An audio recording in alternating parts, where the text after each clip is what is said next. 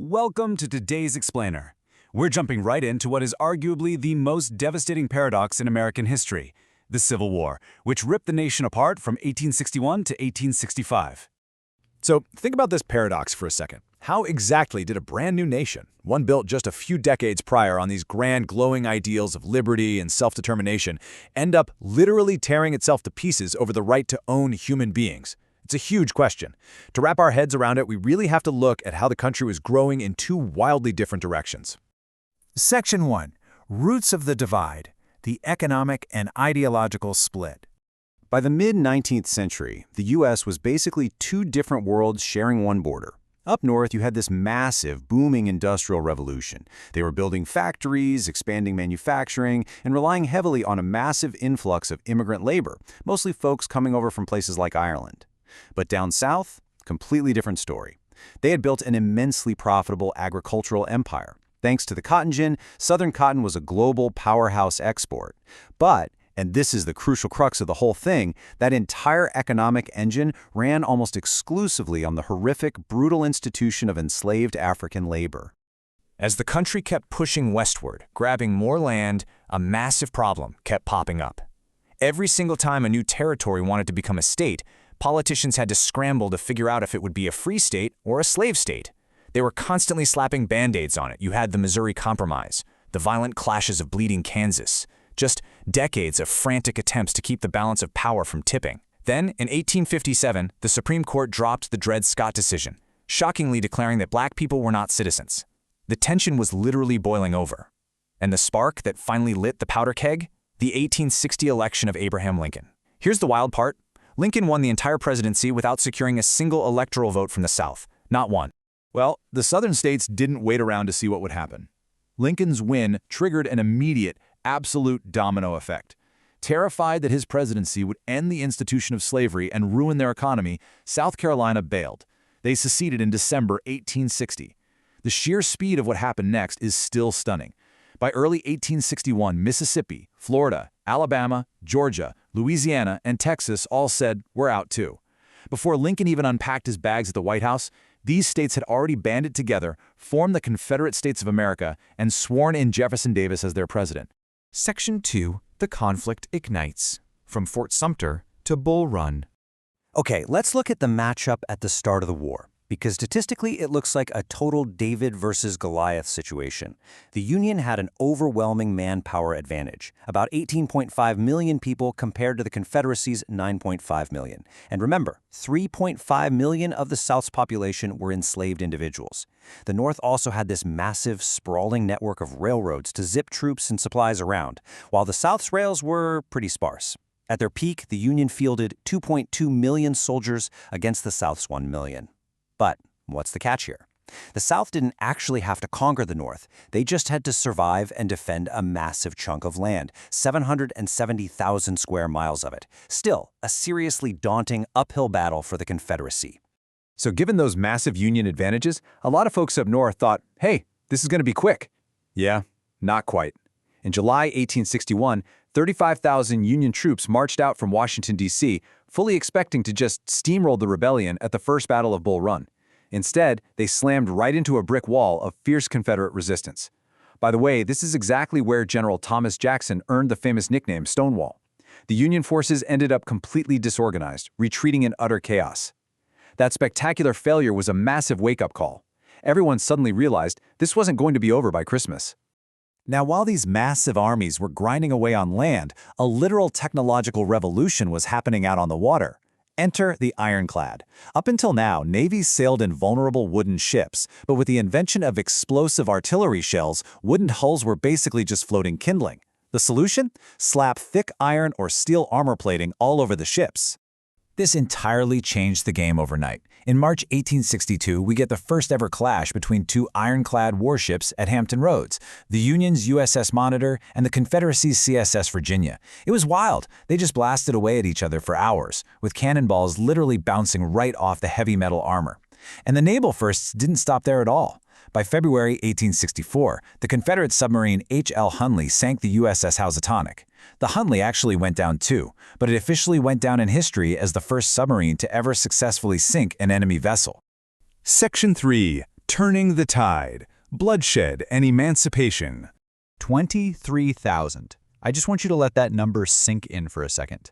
23,000 casualties in just 8 hours of fighting. That is what happened at the Battle of Antietam, cementing it as the single bloodiest day in American military history.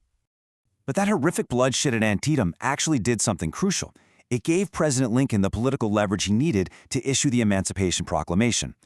And that sets the stage for a massive turning point in July 1863. Confederate General Robert E. Lee decides to gamble. He pushes his army north into Pennsylvania, desperately looking for a massive victory to relieve the pressure back south. The crazy thing is, these two giant armies basically just bumped into each other by accident at a little town called Gettysburg. What followed was 3 days of absolute hell, ending with Lee ordering a disastrous frontal assault straight across an open field. The Union line held strong. They inflicted a devastating 28,000 casualties, wiping out more than a third of Lee's army, and permanently shattered the Confederacy's forward momentum. And right as Lee was limping away from Gettysburg, another massive blow landed out west. Union General Ulysses S. Grant finally cracked the heavily fortified city of Vicksburg, forcing its surrender. This was a total game-changer. By taking Vicksburg, the Union seized complete control of the Mississippi River. They literally sliced the Confederacy right in half and completely choked off one of their most vital supply routes. Now, while all the strategic maneuvering is happening, something profoundly significant occurs on the ground. Once black troops were authorized to fight, the 54th Massachusetts Colored Infantry stepped up as the first African-American volunteer regiment to see major combat. Their courageous, incredibly dangerous assault on Battery Wagner marked a huge shift in what the war actually meant. You had newly emancipated black men picking up rifles, directly fighting for their own freedom, and bleeding for the survival of the United States. Section 4. The Final Campaigns, the Grind to Appomattox. So, in 1864, Lincoln promotes General Grant to command all Union forces, and Grant's strategy is simple: never stop punching. He launches this grueling overland campaign straight into Virginia, locking horns with Lee in a series of absolutely brutal fights. They fought through dense, burning forests at the Battle of the Wilderness, engaged in horrific hand-to-hand slaughter at Spotsylvania Courthouse, and took massive casualties at Cold Harbor. But unlike previous generals, Grant just refused to back up. He kept sliding his army around Lee's flank, pushing and pushing until they both dug in at Petersburg. At that point, the war basically devolved into a grim, muddy, trench warfare siege that looks eerily like a dark preview of World War I. While Grant is pinning Lee down in Virginia, General William T. Sherman is down in the Deep South, executing a totally different kind of war. His ultimate goal: break the Confederacy's will to exist. In September 1864, Sherman captures Atlanta, burns its industrial core, and then takes 60,000 men on his infamous march to the sea, heading straight toward Savannah. He wasn't just holding territory. He was actively destroying infrastructure, burning crops, and wrecking the economy. It was a calculated psychological campaign meant to show Southern civilians that their government was totally powerless to protect them. By April 1865, the walls were totally closing in. Lee had to abandon the trenches of Petersburg, and the Confederate capital of Richmond fell. His men were exhausted, starving, and completely surrounded. Seeing no other way out, General Robert E. Lee finally surrendered his Army of Northern Virginia to General Grant at Appomattox Courthouse on April 9th. For all intents and purposes, the rebellion was over. But the immense relief, that sheer joy of a preserved Union, was ripped away just 5 days later. On April 14th, President Abraham Lincoln, the man who had steered the ship through the worst storm in the nation's history, went to Ford's Theater. There, he was assassinated by a Confederate sympathizer, John Wilkes Booth. It was an absolute gut punch. The country was already bleeding and fractured, and now they had to figure out how to put the pieces back together without the very leader who had held them together. Section 5. An Enduring Legacy. The Aftermath of America's Darkest Chapter. When the dust finally settled, the human cost was almost incomprehensible. Over 1,030,000 casualties, killed and wounded. That was roughly 3% of the entire American population at the time. To really put that into perspective for you, the Civil War accounts for more American military deaths than all other U.S. conflicts combined. So the fighting stopped, and slavery was permanently and legally abolished across the entire United States. But calling it peace is pretty complicated. The nation completely failed to safely and fairly integrate the newly freed African American population. Instead, we saw the rise of deep, systemic segregation that tragically pushed the dream of equal civil rights back by another century. Native American populations were also severely targeted and persecuted in the aftermath, regardless of which side of the war they had fought on.